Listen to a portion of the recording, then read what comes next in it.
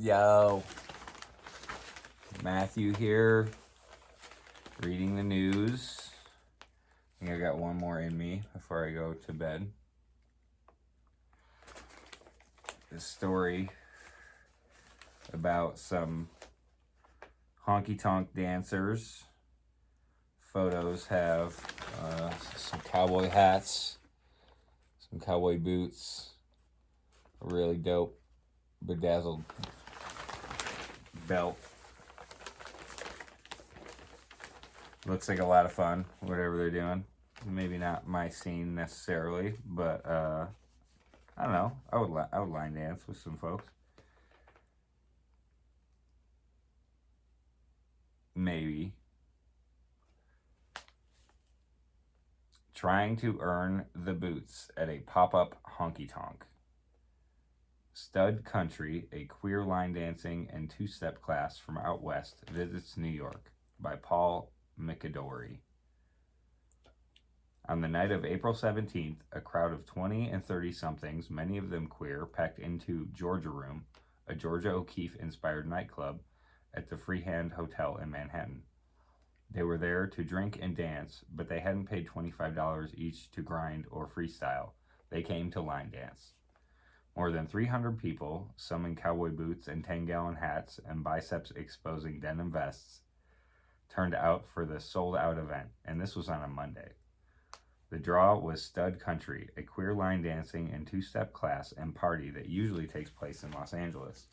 There, the event draws regulars and curious newcomers every Monday and Thursday to Club Bahia, a Latin joint in Echo Park. Sean Monaghan, 35, and Bailey Salisbury, 38, friends of nearly 2 decades, founded Stud Country in 2021 after the pandemic forced the closure of Oil Can Harry's, a gay honky-tonk bar where they had been line dancing since 2017. To keep that community alive during the COVID-19 lockdowns, Mr. Monaghan, a former competitive Irish dancer from the Bay Area, and Miss Salisbury, a competitive jazz lyrical dancer in high school, began hosting line dancing events over Zoom. The events later migrated to improvised spaces like parking lots and eventually bars. They landed at Club Bahia in October 2022. Around 8:30 p.m., Mr. Monaghan, in a camo vest and a baseball cap emblazoned with the words "No Fear," and Miss Salisbury, in a rhinestone-studded red bra top and matching red pants, stepped onto a rug-covered stage to lay out the ground rules. "No drinks on the dance floor," Mr. Monaghan said into his mic, "and the dance floor is for dancing." For the next hour, compliance proved complicated, in part because of the size of the crowd. Leaving the dance floor practically meant standing on a couch that had been pushed against the wall. Miss Salisbury, irreparably upbeat and genial off the stage, moves like a tumbler on it, bounding and bouncing, tossing her pin-straight hair and grinning as she calls out her steps. Mr. Monaghan, the straight gay man to her sprite, takes a more understated, if equally impressive approach, flowing from move to move with grace and ease. After the DJ spun the first song, Texas Time by Keith Urban, it was teaching time. The students, massed shoulder to shoulder, followed Mr. Monaghan and Miss Salisbury's directions, edging side to side and pivoting from stage to windows to bar. Attendees then split into 2 groups, one watching while the other performed music. Next came two-step partner dancing, which doubled as a reminder that 300 moving bodies generate serious heat. Sweat arced through the air, hands fanned at slick, focused faces. Around 10 p.m., someone cracked open the windows and a breeze cooled the room. The night's music was electric. At Stud Country, Britney Spears lives one turn off Steve Earle's Copperhead Road, and Deanna Carter sips strawberry wine with Ed Sheeran and Juice Newton. Not everyone donned the complete country western package. Many wore 1 or 2 on-theme pieces, but some none.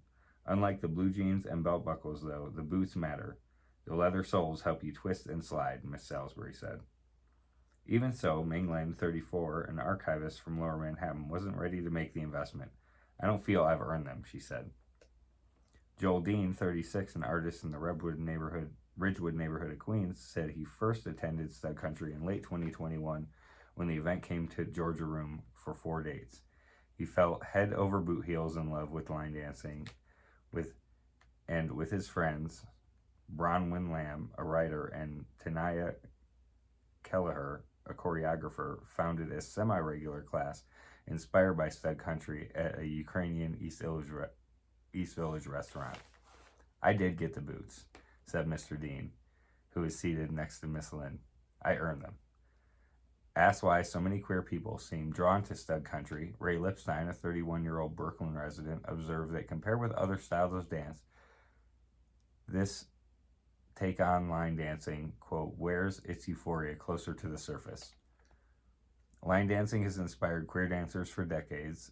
The International Association of Gay, Lesbian, Country, Western Dance Clubs was founded in 1993. In Manhattan, Big Apple Ranch, a country western dance class taught on the second Saturday of every month, has been going since 1997. As the night progressed and the crowd thinned, experienced dancers remained on the floor for more advanced routines. It was easy to understand why Stud Country, which will return to Georgia Room during June's Pride celebrations and Lincoln Center on June 23rd, calls itself the Queer Church of Line Dance.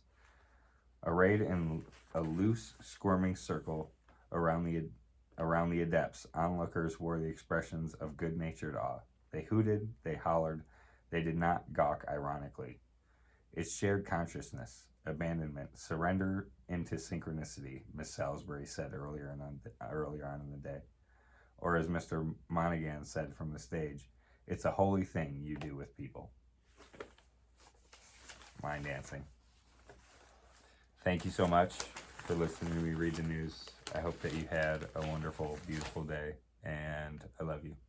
Peace.